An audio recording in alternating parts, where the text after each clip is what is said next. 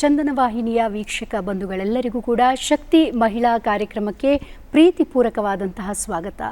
ವೀಕ್ಷಕ ಬಂಧುಗಳೇ, ಶಕ್ತಿ ಕಾರ್ಯಕ್ರಮದ ಸಂಚಿಕೆ ಎಂದಿನಂತಲ್ಲ ಇವತ್ತಿನ ಸಂಚಿಕೆ. ಯಾಕಂತ ಹೇಳಿದರೆ ಹಿಂದಿನ ಸಂಚಿಕೆಗಳಲ್ಲೆಲ್ಲ ಮನೋರಂಜನೆ ಇತ್ತು, ವಿಚಾರಗಳಿತ್ತು. ಆದರೆ ಇಂದಿನ ಸಂಚಿಕೆ ಒಂದು ಭಾವನಾತ್ಮಕವಾದ ಸಂಚಿಕೆ ಅಂತಲೇ ಹೇಳಬಹುದು. ಯಾಕಂತ ಹೇಳಿದರೆ ನಮ್ಮೆಲ್ಲರಲ್ಲೂ ಕೂಡ ದೇಶಪ್ರೇಮ ಅನ್ನುವಂಥದ್ದು ಇದ್ದೇ ಇದೆ.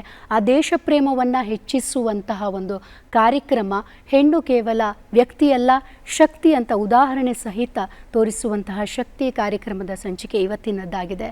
ಯಾಕೆ ಹೀಗೆ ಹೇಳ್ತಾ ಇದ್ದೀನಿ ಅಂತ ಹೇಳಿದರೆ, ಹಗಲಲ್ಲಿ ಸೂರ್ಯ ಎಷ್ಟು ಮುಖ್ಯನೋ, ಇರುಳಲ್ಲಿ ಚಂದ್ರ ಎಷ್ಟು ಮುಖ್ಯನೋ, ಹಾಗೆ ದೇಶಕ್ಕೆ ಯೋಧ ಕೂಡ ಅಷ್ಟೇ ಮುಖ್ಯ.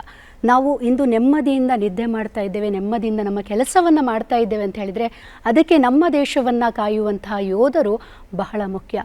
ಯೋಧ ಗಡಿಯಲ್ಲಿ ನಿಂತು ನಮ್ಮ ದೇಶವನ್ನು ಕಾದರೆ ಮನೆಯಲ್ಲಿ ಅವನ ಹೆಂಡತಿ ಅಥವಾ ಅವನ ತಾಯಿ, ಅವನ ಮಕ್ಕಳು ಅವನ ಕರೆಗಾಗಿಯೋ ಅಥವಾ ಅವನ ಮಾತಿಗಾಗಿಯೋ ಕಾಯ್ತಾ ಇರ್ತಾರೆ.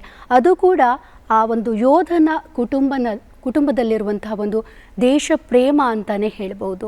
ಯಾಕೆ ಈ ಮಾತನ್ನು ಹೇಳ್ತಾ ಇದ್ದೀನಿ ಅಂತ ಹೇಳಿದರೆ, ಇವತ್ತಿನ ನಮ್ಮ ಸಂಚಿಕೆಯಲ್ಲಿ ನಮ್ಮ ಭಾರತೀಯ ಸೇನೆಯಲ್ಲಿ 19 ವರ್ಷ ಸೇವೆಯನ್ನು ಸಲ್ಲಿಸಿ ದೇಶಕ್ಕಾಗಿ ಪ್ರಾಣವನ್ನು ಕೊಟ್ಟಿರುವಂತಹ ಲೇಟ್ ಲೆಫ್ಟಿನೆಂಟ್ ಕರ್ನಲ್ ಆಗಿರುವಂತಹ ಅಜಿತ್ ಭಂಡಾರ್ಕರ್ ಇವರ ಪತ್ನಿ, ವೀರನಾರಿ, ಶಿಕ್ಷಕಿ, ಲೇಖಕಿ ಶಕುಂತಲಾ ಭಂಡಾರ್ಕರ್ ಅವರು ನಮ್ಮ ಜೊತೆ ಇದ್ದಾರೆ. ಬನ್ನಿ ಅವರನ್ನ ಕಾರ್ಯಕ್ರಮಕ್ಕೆ ಸ್ವಾಗತಿಸೋಣ.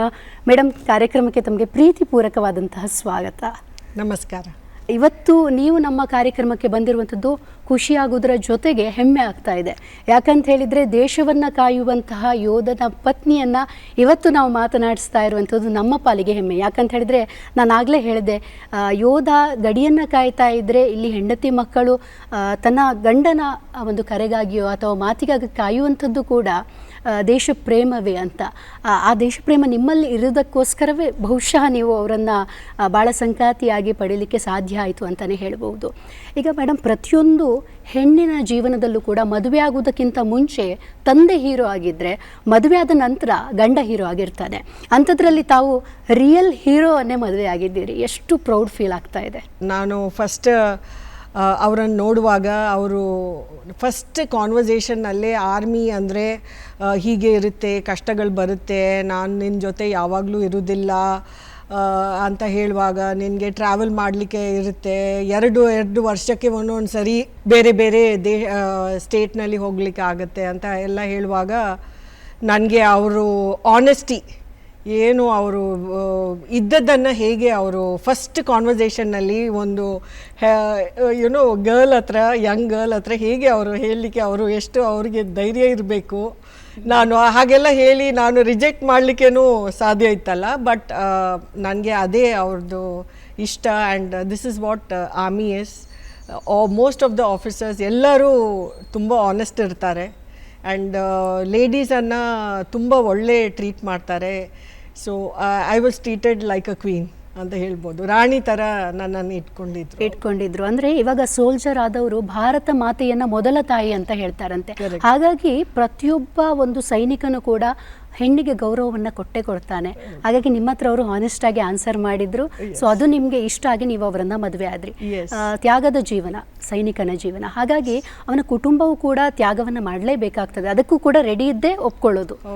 ಸೊ ಹಾಗಿರುವಾಗ ಪೋಸ್ಟಿಂಗ್ಗಳಿರುತ್ತೆ, ಬೇರೆ ಬೇರೆ ಕಡೆ ಇರುತ್ತೆ. ಜಮ್ಮು ಕಾಶ್ಮೀರ ಇರುತ್ತೆ, ರಾಜಸ್ಥಾನ ಇರುತ್ತೆ, ಹೀಗೆ ಬೇರೆ ಬೇರೆ ಕಡೆಗಳಲ್ಲೆಲ್ಲ ಇರುತ್ತೆ. ಆ ಥರ ಪೋಸ್ಟಿಂಗ್ ಹೋಗುವಾಗ ನಿಮ್ಮನ್ನು ಕೂಡ ಕರ್ಕೊಂಡು ಹೋಗ್ತಾ ಇದ್ರ? ಹೇಗಿತ್ತು ಆ ಒಂದು ಸೇನಾ ಜೀವನ? ನೀವು ಕೂಡ ನೋಡಿದ್ದೀರಿ, ಹೇಗಿತ್ತು? ಸೊ ಅವರು 18 ಮೆಡ್ರಾಸ್ ಮೈಸೂರು ಅಂತ ಇನ್ಫೆಂಟ್ರಿ ನಲ್ಲಿ ಇದ್ದರು. ಸೊ ನಾನು ಫಸ್ಟ್ ಮದುವೆ ಆಗಿ ಹೋಗುವಾಗ ಫೆರೋಜ್ಪುರ್ ಅಂತ ಒಂದು ಜಾಗ. ಅದು ಫೆರೋಜ್ಪುರ್ ಹೆಂಗೆ ಅಂದರೆ it is in Punjab border ಅದು. ಮತ್ತು ಫುಲ್ ಪಂಜಾಬ್ ಅಂದರೆ ಎಕ್ಸ್ಟ್ರೀಮ್ ವೆದರ್. ಸೊ ಡಿಸೆಂಬರ್ನಲ್ಲಿ ನಾನು ಅಲ್ಲಿ ಫೆರೋಜ್ಪುರ್ನಲ್ಲಿ ಹೋಗುವಾಗ ನೀವು ಯೋಚನೆ ಮಾಡ್ಬೋದು ಬ್ಯಾಂಗ್ಳೂರಿನಲ್ಲಿ ಎಷ್ಟು ಚಳಿ ಇದೆ. ಇವತ್ತು ನಾವು ಸ್ವೆಟರ್ ಇಲ್ಲದೆ ನಾವು ಇಲ್ಲಿ ಕೂತ್ಕೊಂಡು ಮಾತಾಡ್ತಾ ಇದ್ದೀವಿ. ಅಲ್ಲಿ ಹೋಗುವುದಲ್ಲಿ ಎಷ್ಟು ನನಗೆ ಚಳಿ ಆಯ್ತಂದರೆ ಫುಲ್ಲು ಎರಡು ಸ್ವೆಟರು, ಗ್ಲೌಸು ಅದೆಲ್ಲ ಹಾಕಬೇಕಾಯ್ತು. So weather was very tough.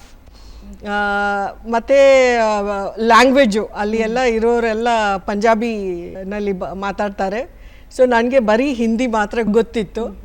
So ಹಾಗೆ ಲ್ಯಾಂಗ್ವೇಜು ಪ್ರಾಬ್ಲಮ್ ಇತ್ತು. ಆ್ಯಂಡ್ ನಮಗೆ ಹೇಗೆ ಅಂದರೆ ಆರ್ಮಿನಲ್ಲಿ ನಾವು ಕೆಂಟೋನ್ಮೆಂಟ್ನಲ್ಲೇ ಇರೋದು. ಸೊ ಆವಾಗ 1990ನಲ್ಲಿ ದಿ ಆಪ್ರೇಷನ್ ರಕ್ಷಕ್ ಅಂತ ಆಲ್ರೆಡಿ ಸ್ಟಾರ್ಟ್ ಆಗಿತ್ತು. So terrorism and all those things were already started.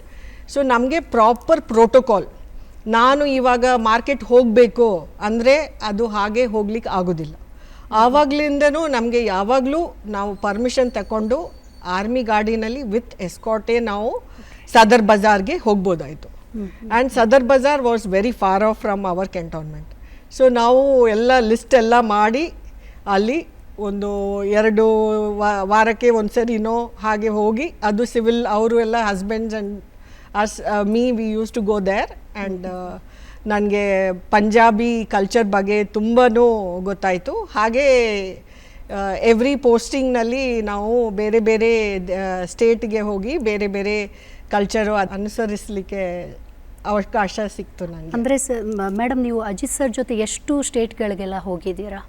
ಹಾಗೆ ಹೋಗಿದ್ರೆ ಫ್ರಮ್ ದೇರ್ ನಮ್ಮ if I have to journey ಅವ್ರದ್ದು ಜರ್ನಿ ಕವರ್ ಮಾಡಬೇಕಂದ್ರೆ ಪಂಜಾಬಿಂದ ಮತ್ತು ಆರ್ಮಿನಲ್ಲಿ ಕೋರ್ಸಸ್ ಎಲ್ಲ ಮಾಡಲಿಕ್ಕೆ ಇರುತ್ತೆ.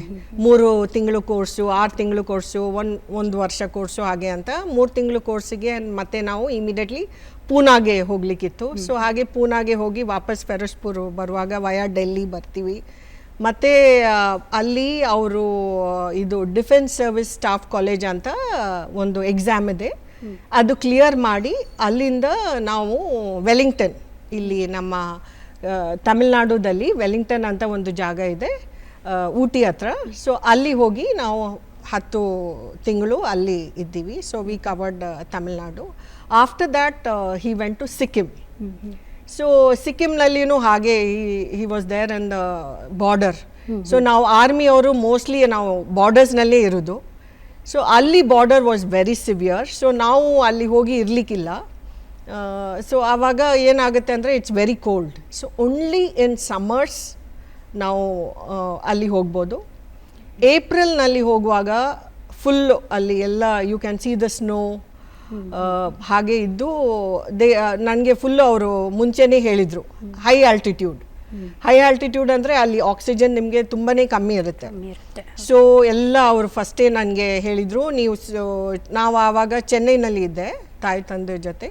ಸೊ ಅಲ್ಲಿಂದ ಸಿಕ್ಕಿಂ ಹೋಗುವಾಗ ಅವ್ರು ಹೇಳಿದರು, ಅಲ್ಲಿ ನೀನು ಟ್ರಾನ್ಸಿಟ್ ಕ್ಯಾಂಪ್ನಲ್ಲಿ ಒಂದಿನ ಫುಲ್ಲು ಅಕ್ಲಮಟೈಸೇಷನ್ ಅಂತ ಅಲ್ಲಿ ಇದ್ದು we have to our body has to get used to that less of oxygen. So ಮಕ್ಕಳು ಅಕ್ಷಯ್ 7 months ಓಲ್ಡ್ ಇದ್ದ, ನಿರ್ಭಯ್ ಜಸ್ಟ್ 2 years ಇದ್ದ.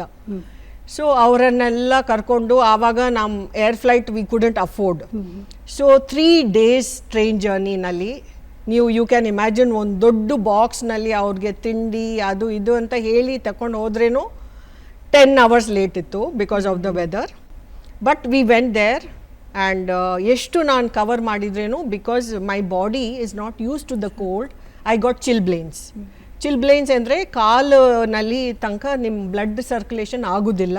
ಸೊ ಫ್ರೀಸ್ ಆಗಿ ಅದು ನೋಯ್ಲಿಕ್ಕೆ ಶುರು ಆಗುತ್ತೆ. It will start turning black. ಅದು ಸ್ಟಾರ್ಟ್ ಆಗುವಾಗಲೇ ನನಗೆ ಕಾಲು ನೋವ್ತಾ ಇದೆ ಅಂತ ಹೋಗಿ ಡಾಕ್ಟರ್ ಹತ್ರ ಹೇಳಿದರೆ, yes ma'am you are getting ಚಿಲ್ಬ್ಲೇನ್ಸ್. So ಬಿಸಿ ನೀರಿನಲ್ಲಿ ಉಪ್ಪೆಲ್ಲ ಹಾಕಿ ನೀವು ದಿನಕ್ಕೆ 3 ಸರಿ 4 ಸರಿ ಇದ್ರೇ ಅದು ಸರಿ ಆಗುತ್ತೆ ಅಂತ. ನನಗೆ ಜಸ್ಟ್ 1 hour 1 monthಗೆ ಇಷ್ಟೆಲ್ಲ ಕಷ್ಟ ಆಗಿದ್ರೆ, ಆವಾಗ ನಮ್ಮ ಹಸ್ಬೆಂಡ್ ಏನು ಹೇಳಿದ್ರಂದರೆ, ನಿನ್ನನ್ನು ನಾನು ಇಲ್ಲಿ ಸುತ್ತಾಡಲಿಕ್ಕೆ ತಗೊಂಡು ಬರಲಿಲ್ಲ, ಹೇಗೆ ನಮ್ಮ ಲೈಫ್ ಇರುತ್ತೆ, ನಮ್ಮ ಜನ ಹೇಗೆ ಕೆಲಸ ಮಾಡ್ತಾರೆ ಅಂತ ಅದು ನೋಡಲಿಕ್ಕೆ ನಿನ್ನನ್ನು ನಾನು ಇಲ್ಲಿ ಕರೆಸಿದ್ದೆ. ನಾವಿವಾಗ ಇಲ್ಲಿ ಎಷ್ಟು ನೆಮ್ಮದಿಯಿಂದ ನಾವು ಜೀವನ ನಡೆಸ್ತಾ ಇದ್ದೇವೆ, ಅದರ ಹಿಂದೆ ಸೈನಿಕನ ತ್ಯಾಗ ಅನ್ನುವಂಥದ್ದು ಬಹಳ ಇರ್ತದೆ. ಸೊ ಈಗ ಕುಟುಂಬದ ತ್ಯಾಗ ಆಗಿರಬಹುದು, ಅಥವಾ ಈ ಥರ ಎಷ್ಟೋ -50 ಡಿಗ್ರಿಯಿಂದ ಹಿಡಿದು +50 ಡಿಗ್ರಿ ತನಕನೂ ಕೂಡ ಸೋಲ್ಜರ್ ಆದವನು ಅಲ್ಲಿ ಜೀವನ ನಡೆಸುವಂಥದ್ದು, ತನ್ನನ್ನು ತಾನು ರಕ್ಷಣೆ ಮಾಡಿಕೊಳ್ಳುವಂಥದ್ದು ಕೂಡ ಅಲ್ಲಿ ಕಷ್ಟವೇ. ಅದರ ನಡುವೆ ದೇಶ ರಕ್ಷಣೆ ಕೂಡ ಮಾಡುವಂಥದ್ದು ಕಷ್ಟ. ಸೊ ಸೈನಿಕನ ಜೀವನ ಎಷ್ಟು ಕಷ್ಟ ಇದೆ, ಎಷ್ಟು ತ್ಯಾಗ ಇದೆ ಅನ್ನೋದನ್ನು ಬಹಳ ಹತ್ತಿರದಿಂದ ನೋಡಿದ್ದೀರಿ. ಇಂಥದ್ರಲ್ಲಿ ಒಂದು 10 ವರ್ಷ ಅವರ ಜೊತೆ ಇದ್ದು, ಈಗ 1999 ಸುಮಾರಿಗೆ ಕಾರ್ಗಿಲ್ ವಾರ ನಡೆಯುತ್ತೆ. ಆ ಕಾರ್ಗಿಲ್ ವಾರ ನಡೆಯುವ ಹೊತ್ತಿಗೆ ಸುರಾನ್ ಕೋಟ್ನಲ್ಲಿ ಒಂದು ಫೈರಿಂಗ್ ಆಗುತ್ತೆ. ಸೊ ಆ ಫೈರಿಂಗ್ನಲ್ಲಿ ಶತ್ರುಗಳ ಗುಂಡಿಗೆ ಅಜಿತ್ ಸರ್ ಬಲಿಯಾಗ್ತಾರೆ. ಸೊ ಬಲಿಯಾಗುವ ಹಿಂದಿನ ದಿನ ತಮಗೆ ಕರೆ ಮಾಡಿರ್ತಾರೆ, ಜೈ ಹಿಂದ್ ಅಂತ ಕಾಲ್ ಇಟ್ಟಿರ್ತಾರೆ. ಆದರೆ ಮರುದಿನ ಸೈನಿಕರು ಬಂದು so Ajit sir is no more ಅಂತ ಹೇಳ್ತಾರೆ. ಸೊ ನಿಜವಾಗ್ಲೂ ಅದು ನಮಗೆ ಕೇಳಿದವಾಗಲೇ ನಾವು ಬ್ಲ್ಯಾಂಕ್ ಆಗಿಬಿಡ್ತೀವಿ. ಸೊ ಅಂಥದ್ರಲ್ಲಿ ಆ ಸಿಚುವೇಶನ್ನ ನೀವು ಹೇಗೆ ಅದು ಅಂದರೆ ಆ ಸಂದರ್ಭ ಎಷ್ಟು ಹೇಗೆ ಅದನ್ನು ಚಾಲೆಂಜ್ ಆಗಿ ತಗೊಂಡ್ರಿ? ಯಾಕಂದರೆ ಸೈನಿಕನ ಹೆಂಡತಿ ಅಥವಾ ತಾಯಿ ಆಗಿದ್ದವರು ಅದನ್ನು ಎಕ್ಸೆಪ್ಟ್ ಮಾಡೋಕ್ಕೆ ರೆಡಿ ಇರಬೇಕು, ಇದ್ದೇ ಅದನ್ನು ಅಂದರೆ ಅವರನ್ನು ಸೇನೆಗೆ ಕಳಿಸೋದು ಅಲ್ವಾ? ಸೊ ತಾವು ಆ ಸಿಚುವೇಶನ್ ಹೇಗೆ? ಸೊ ಆವಾಗ ನಾನು ಡೆಲ್ಲಿನಲ್ಲಿ ಇದ್ದೆ ಆ್ಯಂಡ್ ನಾನು ಟೀಚರ್ ಆಗಿ ಕೆಲಸ ಮಾಡ್ತಾ ಇದ್ದೆ. ಇಟ್ ವಾಸ್ ಅ ಸ್ಯಾಟರ್ಡೇ, ಇವತ್ತಿನ ದಿನವೂ ನನಗೆ ಜ್ಞಾಪಕ ಇದೆ.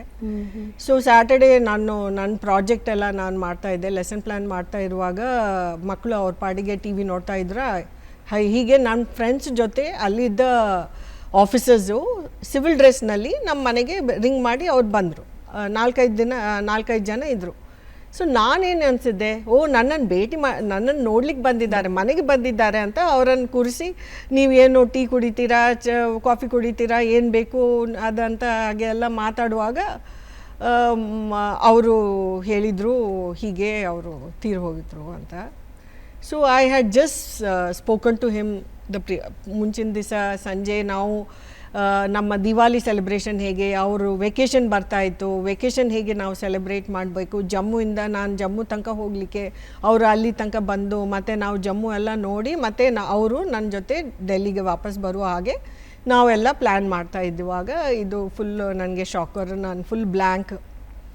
ಸೊ ಮತ್ತು ಸಿನ್ಸ್ ಅಜಿತ್ ಅವರು ಈಸ್ ಬಿಲಾಂಗಿಂಗ್ ಟು ಬ್ಯಾಂಗ್ಳೂರ್, ಅವರು ನಾವು ಬ್ಯಾಂಗ್ಳೂರಿನಲ್ಲಿ ಅವ್ರ ತಂದೆ ತಾಯಿ ಇದ್ದರು, ನನ್ನ ಫ್ಯಾಮ್ಲಿನೂ ಅಲ್ಲೇ ಇದ್ದರು ಅಂತ ನಾವು ಮತ್ತೆ ಅವ್ರಿಗೆ ಹೇಳಿದ್ದೆ ನಾವು ಬ್ಯಾಂಗ್ಳೂರಿನಲ್ಲೇ ಲಾಸ್ಟ್ ರೈಟ್ಸ್ ನಾವು ಮಾಡಬೇಕು ಅಂತ. ಅವರು ಸರಿ ಅಂತ ಫುಲ್ ಫ್ಯಾಮ್ಲಿ, ನಮ್ಮ ಭಾವನೂ ಅವರು ಆರ್ಮಿನಲ್ಲಿ ಇದ್ದಾರೆ, ಕರ್ನಲ್ ಅರುಣ್ ಭಂಡಾರ್ಕರ್ ಅಂತ. ಸೊ ಹಾಗೆ ಅವರು ಮತ್ತು ನಮ್ಮ ಹಸ್ಬೆಂಡ್ ಕೋರ್ಸ್ಮೇಟ್ಸ್ ಎಲ್ಲ ಅವರೆಲ್ಲ ಸೇರಿ ಮತ್ತು ನಾನು ಬ್ಯಾಂಗ್ಳೂರಿಗೆ ಬಂದೆ. ಮತ್ತು the body the mortal remains came, body ಇಲ್ಲಿ ಬ್ಯಾಂಗ್ಳೂರ್ ಬಂತು. ಆವಾಗ ಆ್ಯಕ್ಚುಲಿ ಚಂದನ ಟಿ ವಿ ಅವ್ರದ್ದು ಇದು ಲಾಸ್ಟ್ ರೈಟ್ಸ್ ಎಲ್ಲ ಅವ್ರು ಕವರ್ ಮಾಡಿದ್ದಾರೆ. ಸೊ ಹಾಗೆ ಅವರು ಇಲ್ಲೇ ಇರೋದು ನಂದಿನಿ ಲೇಔಟ್ನಲ್ಲಿ. ಸೊ ಹಾಗೆ ನಾನು ಫುಲ್ ಶಾಕು, ಮಕ್ಕಳನ್ನು ಕರ್ಕೊಂಡು ಬಂದಿದ್ದೇನೆ, ಬಸ್ ಅದೇ ಬ್ಲ್ಯಾಂಕ್. ನಿಜವಾಗ್ಲೂ ಯಾಕಂತ ಹೇಳಿದರೆ ನಮಗೆ ಆ ವಿಷಯ ಕೇಳುವಾಗಲೇ ನಾವು ಬ್ಲ್ಯಾಂಕ್ ಆಗ್ತೀವಿ. ಸೊ ಅದನ್ನು ಆ ಸಿಚುವೇಶನ್ ಎದುರಿಸುವಂಥದ್ದು ತುಂಬ ಕಷ್ಟ. ಯಾಕಂತ ಹೇಳಿದರೆ ಚಿಕ್ಕ ಮಕ್ಕಳು, ನೀವು ಅವ್ರ ಜೊತೆ ಅವರನ್ನು ನಂಬಿ ಹೋಗಿರ್ತೀರಿ. ನಾನು ಆಗಲೇ ಹೇಳ್ದಂಗೆ ಅಂದರೆ ಮದುವೆ ಆಗೋದಕ್ಕಿಂತ ಮುಂಚೆ ತಂದೆನ ನಂಬ್ಕೊಂಡಿರ್ತಾಳೆ ಒಂದು ಹೆಣ್ಣು, ಮದುವೆ ಆದಮೇಲೆ ಗಂಡನನ್ನು ನಂಬ್ಕೊಂಡಿರ್ತಾಳೆ. ಸೊ ಅದು ಬದುಕಿನ ಒಂದು ಆಧಾರ ಸ್ತಂಭ. ಸೊ ಆಧಾರ ಸ್ತಂಭವನ್ನೇ ಕಳ್ಕೊಂಡಾಗ ನಿಜವಾಗ್ಲೂ ಏನು ಮಾಡಬೇಕಂತ ಗೊತ್ತಾಗಲ್ಲ. ಆದರೂ ಕೂಡ ತಾವು ಹೆದರೋದಿಲ್ಲ. ಸೊ ಅದನ್ನು ಚಾಲೆಂಜಿಂಗ್ ಆಗಿ ತಗೋತೀರಾ, ಧೈರ್ಯದಿಂದ ಎದುರಿಸ್ತೀರಾ, ಶಿಕ್ಷಕಿಯಾಗಿ ಮತ್ತೆ ತಮ್ಮ ಒಂದು ಏನು ಕೆಲಸ ಇದೆ ಅದನ್ನು ಮುಂದುವರಿಸ್ತೀರಾ. ಫ್ಯಾಮಿಲಿಯವರಿಗೆ ಕೂಡ ತಾವು ಒಂದು ಸ್ಟ್ರಾಂಗ್ ಆಗಿ ಮೋಟಿವೇಶನಲ್ ಆಗಿ ಮಾತನಾಡ್ತೀರಾ. ಮಕ್ಕಳಿಗೂ ಕೂಡ ಎಲ್ಲೂ ಕೂಡ ಮಕ್ಕಳು ನೆಗೆಟಿವ್ ಆಗಿ ಹೋಗಬಾರ್ದು ಅನ್ನೋ ಒಂದು ಉದ್ದೇಶದಿಂದ ಮಕ್ಕಳಿಗೂ ಕೂಡ ಇನ್ಸ್ಪಿರೇಷನ್ ಆಗಿ ತಾಯಿ ತಂದೆ ಎರಡೂ ಸ್ಥಾನವನ್ನು ತುಂಬ್ತೀರಾ. ಸೊ ಅದನ್ನೆಲ್ಲ ಹೇಗೆ ನಿಭಾಯಿಸಿದ್ದೀರಿ? ಮಕ್ಕಳಿಗೆ ಒಂದು ಎಜುಕೇಷನ್ ಕೊಡೋದಾಗಿರಬಹುದು ಅಥವಾ ಫ್ಯಾಮಿಲಿಯನ್ನು ನೋಡ್ಕೊಳ್ಳೋದಾಗಿರ್ಬೋದು. ಈಗ ಅಜಿತ್ ಸರ್ ತಂದೆ ತಾಯಿ ಕೂಡ ನಿಮ್ಮ ತಂದೆ ತಾಯಿ ಹಾಗೆ ನೋಡ್ಕೊಳ್ಬೇಕು. ಸೊ ಅದೆಲ್ಲ ಹೇಗೆ ನಿಭಾಯಿಸಿದ್ದೀರಿ? ಸೊ ಅದೇ ಚೈತ್ರ ಅವರೇ, ಇವತ್ತು ನಾನು ನಿಮ್ಮ ಮುಂದೆ ಕೂತ್ಕೊಂಡು ನಾನು ಮಾತಾಡ್ತಾನೆ ಅಂದರೆ because 26 years have passed. Correct. Even till date ನಾನು ಅದ್ರ ಬಗ್ಗೆ ಯೋಚನೆ ಮಾಡಬೇಕಂದ್ರೆ ನನಗೆ ಸ್ವಲ್ಪ I feel sad. But and I was not like this. ನಮ್ಮ ಮನೆಯವರು ಲೈಕ್ ನಮ್ಮ ಫ್ಯಾಮ್ಲಿನಲ್ಲಿ ನನ್ನನ್ನು ನೋಡಿದ್ದಾರೆ. So I was very ignorant, very innocent. ಮತ್ತು ಏನು ನನಗೆ ವ್ಯವಹಾರ ಬಗ್ಗೆ ಏನೂ ಗೊತ್ತಿಲ್ಲ ನನಗೆ. ಬಟ್ ನಮ್ಮ ಯೂನಿಟ್ನಲ್ಲಿ 18 ಮೆಡ್ರಾಸ್ ಮೈಸೂರು ಯೂನಿಟ್ ಇದು ದೇವಿ ಏನಂದರೆ all units have a god or a goddess. So ನಾವು ಮೈಸೂರು ಸ್ಟೇಟ್ ಫೋರ್ಸಿಂದ ಬಂದಿದ್ದರಿಂದ ನಮಗೆ ಮೇಯ್ನ್ ದೇವಿ ಚಾಮುಂಡೇಶ್ವರಿ. ಸೊ ನಾನು ಯಾವಾಗಲೂ ಅದೇ ಹೇಳುವುದು, ನಮ್ಮ ಚಾಮುಂಡೇಶ್ವರಿ ಮಾತಾನೇ ನಮ್ಮನ್ನು ಕಾಯ್ತಾ ಇದ್ದಾಳೆ. ಖಂಡಿತ. ಅವಳೇ ಶಕ್ತಿ ರೂಪ, ಅವಳೇ ಬ್ಲೆಸ್ಸಿಂಗ್ ನನಗೆ ಬಂದಿದೆ. ಖಂಡಿತ ಮ್ಯಾಮ್, ನಾನು ಅದೇ ಆಗಲೇ ಹೇಳಿದಾಗೆ ಇವಾಗ ವ್ಯಕ್ತಿ ಅಲ್ಲ ಶಕ್ತಿ ಅಂತ. ಸೊ ನೀವು ಶಕ್ತಿಯಾಗಿರ್ಲಿಕ್ಕೆ ನಿಮ್ಮ ಮಕ್ಕಳು ಇವಾಗ ಆರ್ಮಿಯಲ್ಲಿ ಹಾಗೆ ನೇವಿಯಲ್ಲಿ ಕೆಲಸ ಮಾಡ್ತಾ ಇದ್ದಾರೆ. ಇವಾಗ ಕೆಲವು ಕುಟುಂಬ ಏನು ಮಾಡುತ್ತೆ ಅಂತ ಹೇಳಿದರೆ, ಸೊ ಗಂಡ ಹೇಗೂ ತೀರ್ಕೊಂಡ್ರು, ಇನ್ನು ನಮಗೆ ಅಂದರೆ ಸೇನೆ ಸವಾಸ ಬೇಡ ಅಂತ ಬಿಡುತ್ತಾರೆ.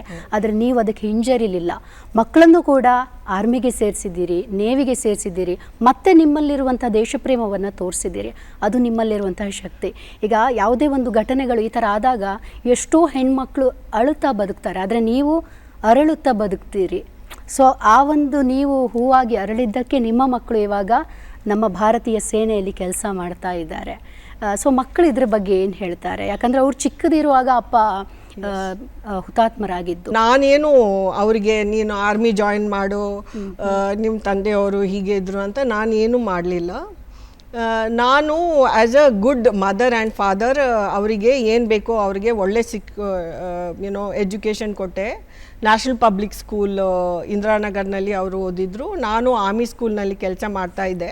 ನಾನು 10th ಆದ ಮೇಲೆ ಆ್ಯಸ್ ಎ ಕೌನ್ಸಿಲರು ನಾನು ಅವ್ರಿಗೆ ಕೇಳೋದು, what you want to become, what's your goal in life, what is your aim, ಹಾಗೆ ಎಲ್ಲ ಕೇಳ್ತಾ ಇರ್ತೇನೆ ಪ್ರಶ್ನೆಗಳು. ಆವಾಗ ನನ್ನ ಎಲ್ಡರ್ ಸನ್ನು, ಫಸ್ಟ್ ಸನ್ ಅವನು ಏನು ಹೇಳೋದಂದರೆ, ನನಗೆ ಗೊತ್ತಿಲ್ಲ, ನಾನು ನೋಡ್ತೇನೆ ಅಂತ ಹೇಳುವ.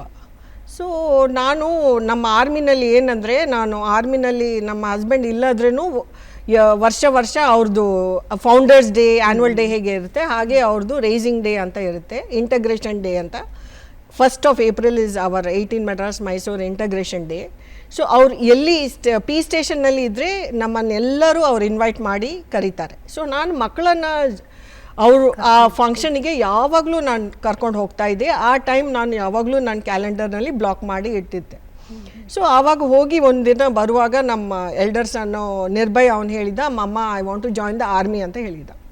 So army wants to join the army, ನಾನು ಅನ್ಸಿದ್ದೆ ಒಂದೊಂದು ದಿವಸ ಒಂದೊಂದು ಹೇಳ್ತಾರೆ, ಹಾಗೆ ಮಕ್ಕಳಲ್ಲ, ಅದೇ ಸರಿಪಾ ನೋಡೋಣ ಅಂತ ನಾನು ಹಾಗೆ ಇದು ಮಾಡಿದ್ದೆ, ಅದನ್ನು ಓಕೆ ಅಂತ ಹೇಳಿದ್ದೆ. Then you won't believe, 12th standard ಮುಗಿಸಿದ ಮೇಲೆ mumma I am very sure I want to join the army ಅಂತ ಹೇಳಿದ್ದ. ಸೊ ಹಾಗೆ ಅವನು ಕಾಲೇಜ್ ಮಾಡಿ, ಕ್ರೈಸ್ಟ್ ಕಾಲೇಜ್ನಲ್ಲಿ BCom ಮಾಡಿ NCC ಎಲ್ಲ ಜಾಯಿನ್ ಮಾಡಿ ನಮ್ಮ ಕರ್ನಾಟಕವನ್ನು ರೆಪ್ರೆಸೆಂಟ್ ಮಾಡಿದರು NCC. So I knew that okay he has it in him ಅಂತ. ಮತ್ತು ಅವರು he got selected by the grace of god. ಎಲ್ಲರೂ ಫ್ಯಾಮಿಲಿಯವರೆಲ್ಲ ಸಪೋರ್ಟ್ ಮಾಡಿದರು. ಸೊ ಅದು ನಾನು ಏನು ಹೇಳೋದಂದರೆ ಅವನಿಷ್ಟ ಇತ್ತು. So I don't want to stop him. So ಹಾಗೆ ಅವನು ಆರ್ಮಿ ಜಾಯಿನ್ ಮಾಡಿ ಅವ್ರ ತಂದೆ ಯೂನಿಟ್ನಲ್ಲಿ ಅವರು ಇವಾಗ ಕೆಲಸ ಮಾಡ್ತಾ ಇದ್ದಾರೆ. ಸೊ ನೀವು ಮಕ್ಕಳಿಗೆ ಕೊಟ್ಟಂಥ ವಾತಾವರಣ ಬಹುಶಃ ಹಾಗೆ ಇತ್ತೇನೋ. ಎಸ್ ಅಲ್ವಾ, ಅದು it is there in their genes ಅಂತ ಹೇಳ್ತಾರಲ್ಲ, ಅದು ಅವ್ರ ರಕ್ತದಲ್ಲೇ ಇದೆ. ಅದು ಇದೆ. ಅದೇ ನಾನು ಹೇಳಿದೆ, ಅಂದರೆ ಇವಾಗ ಗಂಡ ಹುತಾತ್ಮರಾದು ದೇಶಕ್ಕೋಸ್ಕರ ಅಂತ ಹೇಳಿ ಈಗ ಕೆಲವು ತಾಯಿ ಮಕ್ಕಳನ್ನ ಇಂಜಿನಿಯರ್ ಡಾಕ್ಟರ್ ಮಾಡ್ಬೋದಿತ್ತು, ಆದರೆ ನೀವು ಆ ದೇಶ ಪ್ರೇಮವನ್ನು ಬಿಡಲಿಲ್ಲ, ಮಕ್ಕಳನ್ನ ಇಬ್ಬರನ್ನು ಕೂಡ ದೇಶಕ್ಕೋಸ್ಕರ ಕಳಿಸಿದ್ದೀರಾ. ನಿಜಕ್ಕೂ ತುಂಬಾ ಪ್ರೌಡ್ ಫೀಲ್ ಆಗುತ್ತೆ ಮೇಡಮ್ ನಿಮ್ಮ ಬಗ್ಗೆ. ಚಿಕ್ಕವನು ಅಕ್ಷಯ್ನು ಹಾಗೆ, ಅವನು ಇಂಜಿನಿಯರಿಂಗ್ PS ಕಾಲೇಜಿನಲ್ಲಿ ಮಾಡುವಾಗ ಅವನು ಅಣ್ಣ ಹೇಗೋ ಆರ್ಮಿನಲ್ಲಿ ಇದ್ದಾನೆ, ನನಗೇನು ಏನಾದರೂ ಏರ್ಫೋರ್ಸ್ ಇಲ್ಲ ನೇವಿನಲ್ಲಿ ಇದು ಮಾಡಬೇಕು, ಸೇರಬೇಕು ಅಂತ ಇದ್ದ. ಸೊ ಇವಾಗ he is a submariner in the navy. So both major Nirbhay Bhandarkar and lieutenant colonel Akshay Bhat. Super super, ಖುಷಿ ಆಗುತ್ತೆ. ಹಾಗೆ ಮೇಡಮ್, ಇವಾಗ ನೀವು ಶಿಕ್ಷಕರಾಗಿ ಕೆಲಸ ಮಾಡ್ತಾ ಇದ್ದೀರಾ, ಮತ್ತು ಅದೆಷ್ಟು ಆರ್ಮಿಯಲ್ಲಿ ನೊಂದವರ ಬಾಳಿಗೆ, ಕುಟುಂಬಕ್ಕೆ ಸಮಾಲೋಚಕರಾಗಿ ಕೂಡ ಕೌನ್ಸಿಲಿಂಗನ್ನು ಕೊಡ್ತಾ ಇದ್ದೀರಾ.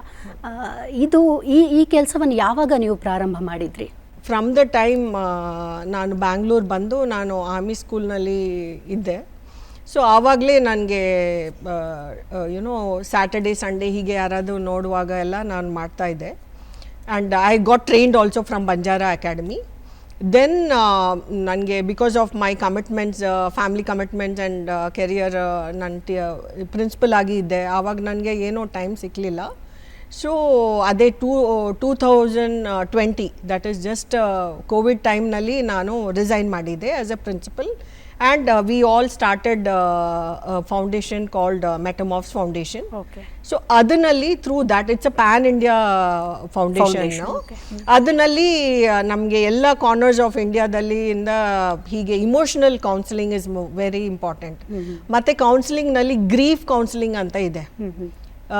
ಯಾರಾದ್ರೂ ತೀರ್ ಹೋದ್ರೆ ಹೇಗೆ ಅವರನ್ನ ಯೋಧ ತೀರ್ಕೊಂಡ್ರೆ ಅವರ ಹೆಂಡತಿ ಹೇಗೆ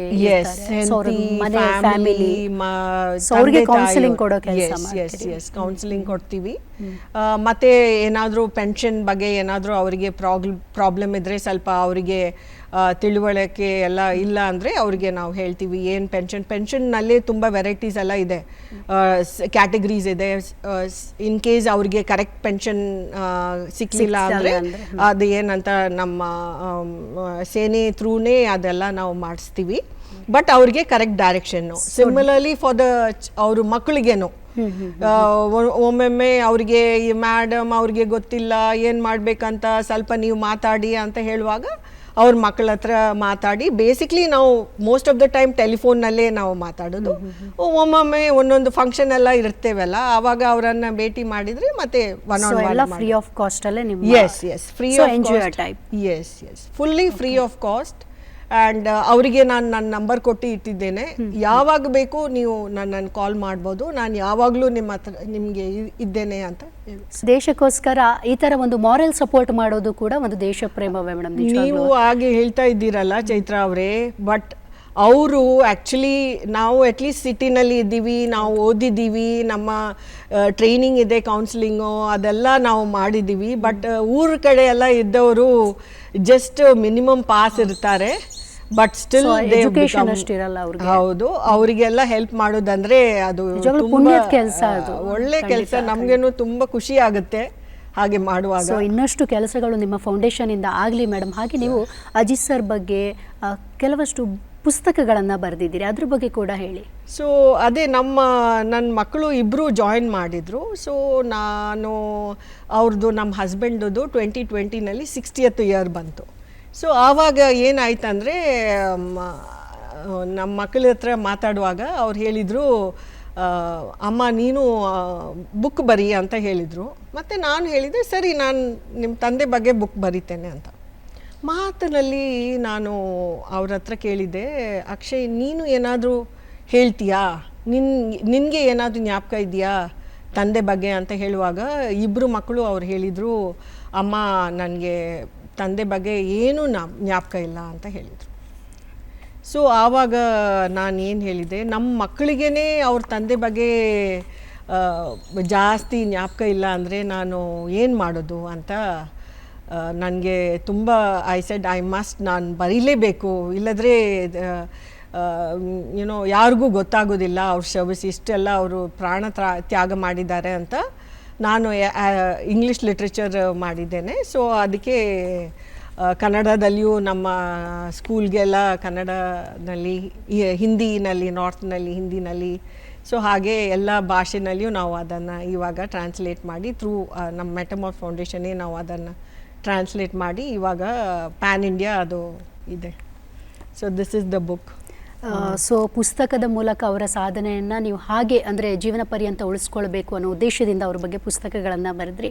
ಹಾಗೆ ನೀವು ಕೂಡ ಹಲವಾರು ಸಾಧನೆಗಳನ್ನು ಮಾಡಿದ್ದೀರಿ, ಸುಮ್ಮನಾಗಲಿಲ್ಲ. ಒಂದು ಹೆಣ್ಣಾದವಳು ಗಂಡನನ್ನು ಕಳೆದುಕೊಂಡಾಗ ಹೇಗಿರಬೇಕು ಅಂದರೆ ಆಗಿನ ಕಾಲದಲ್ಲಿ ಹೇಗಿತ್ತು ಅಂದರೆ ಅವಳೊಂದು 4 ಗೋಡೆಗಳ ಮಧ್ಯೆ ಇರುವಂಥ ಒಂದು ಪರಿಸ್ಥಿತಿ ಇತ್ತು. ಆದರೆ ನೀವು ಅದನ್ನು ಚಾಲೆಂಜಿಂಗ್ ಆಗಿ ತಗೊಂಡು, ಇಲ್ಲ ನಾನೇನಾದರೂ ಸಾಧನೆ ಮಾಡಬೇಕು, ಮಕ್ಕಳನ್ನ ಹಾಗೆ ಬಿಡಬಾರ್ದು ಅಂತ ಒಂದಷ್ಟು ಲೇಖಕಿಯಾಗಿ, ಸಮಾಲೋಚಕಿಯಾಗಿ, ಹಾಗೆ ಫೌಂಡೇಶನನ್ನು ಕೂಡ ಸ್ಥಾಪನೆ ಮಾಡಿ ಮಕ್ಕಳನ್ನು ಕೂಡ ಭಾರತೀಯ ಸೇನೆಗೆ ಸೇರಿಸಿ ಒಂದಷ್ಟು ಸಾಧನೆ ಮಾಡಿದ್ದೀರಿ. ನಿಮ್ಮ ಸಾಧನೆಯನ್ನು ಗುರುತಿಸಿ ಹಲವಾರು ಕಡೆ ನಿಮಗೆ ಪ್ರಶಸ್ತಿ ಪುರಸ್ಕಾರಗಳನ್ನು ಕೂಡ ನೀಡಿದ್ದಾರೆ. ಅದ್ರ ಬಗ್ಗೆ ಕೂಡ ಹೇಳಿ ಮೇಡಮ್. ನನ್ನ ಜೀವನದಲ್ಲಿ ನನ್ನಿಂದ ಏನು ಎಷ್ಟು ಹೆಲ್ಪ್ ಮಾಡಲಿಕ್ಕಾಗುತ್ತೋ ಅಷ್ಟು ನಾನು ಹೆಲ್ಪ್ ಮಾಡಿ ಬರ್ತಾ ಇದ್ದೇನೆ. ಇನ್ಫೋಸಿಸ್ ಕಂಪ್ನಿ ಅವರು, ದೆನ್ ನ್ಯೂ ಹೊರೈಸನ್ ಸ್ಕೂಲು, ಹಾಗೆ ತುಂಬ ಕಡೆ ನನಗೆ ಫೆಲಿಸಿಟೇಟ್ ಮಾಡಿದ್ದಾರೆ. But the best and the recent ಬಂದು ನಾವು ದ್ರೌಪದಿ ಮುರ್ಮುರನ್ನು, ಶ್ರೀಮತಿ ದ್ರೌಪದಿ ಮುರ್ಮುರ ಪ್ರೆಸಿಡೆಂಟ್ ಆಫ್ ಇಂಡಿಯಾ, ಅವರನ್ನು ನಾವು ಭೇಟಿ ಮಾಡಲಿಕ್ಕೆ ಅವರು ಹೋದರು. So that was the best moment for me. ಮತ್ತು ಇದು ನಮ್ಮ ವರ್ಲ್ಡ್ ಕೊಂಕಣಿ ಸೆಂಟರ್ನಲ್ಲಿ ನನಗೆ ಸೇವಾ ಫಾರ್ ಸೋಷಿಯಲ್ ಸರ್ವಿಸಿಗೆ ಅವರು ಬಸ್ತಿ ವಾಮನ್ ಶೆಣೈ ಅವಾರ್ಡ್ ಕೊಟ್ಟಿದ್ದಾರೆ ಫಾರ್ ಸೋಷಿಯಲ್ ಸರ್ವಿಸ್. ಸೊ ಹಾಗೆ ನಾನು ಆ್ಯಕ್ಚುಲಿ ಇದು ಅವಾರ್ಡ್ಗೋಸ್ಕರ ನಾನೇನು ಮಾಡೋದಿಲ್ಲ, ಬಟ್ ರೆಕಗ್ನಿಷನ್ ನನ್ನ ಕೆಲಸಕ್ಕೆ ನನಗೆ ಸಿಗ್ತಾ ಇದೆ. So I am very happy for that. And second time ನಾನು ಪ್ರೆಸಿಡೆಂಟನ್ನು ಮೀಟ್ ಮಾಡಿದ್ದೆ. First to receive the Shaurya Chakra, second is to talk about the foundation. So great madam, ನಿಮ್ಮ ಜೊತೆ ಇಷ್ಟೊತ್ತು ಮಾತಾಡಿ ತುಂಬ ಖುಷಿ ಆಯಿತು.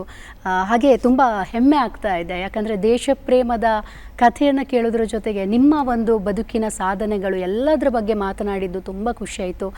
ನಿಮಗೆ ದೇವರು ಇನ್ನಷ್ಟು ಆಯಸ್ಸನ್ನು, ಆರೋಗ್ಯವನ್ನು ಕೊಡಲಿ, ಹಾಗೆ ಇನ್ನಷ್ಟು ಸೇವೆ ಮಾಡುವಂತಹ ಒಂದು ಶಕ್ತಿಯನ್ನು ಆ ದೇವರು ಕೊಡಲಿ ಅಂತ ನಾವು ಕಾರ್ಯಕ್ರಮದ ಮೂಲಕ ವಾಹಿನಿಯ ಪರವಾಗಿ ಕೇಳಿಕೊಳ್ತಾ ಇದ್ದೇವೆ. ತಮಗೆ ತುಂಬ ಹೃದಯದ ಧನ್ಯವಾದ ಕಾರ್ಯಕ್ರಮಕ್ಕೆ ಬಂದು ಇಷ್ಟೊತ್ತು ನಮ್ಮ ಜೊತೆ ನಿಮ್ಮ ಅಪೂರ್ವವಾದಂತಹ ಕ್ಷಣಗಳನ್ನು ಹಂಚಿಕೊಂಡಿದ್ದಕ್ಕೆ.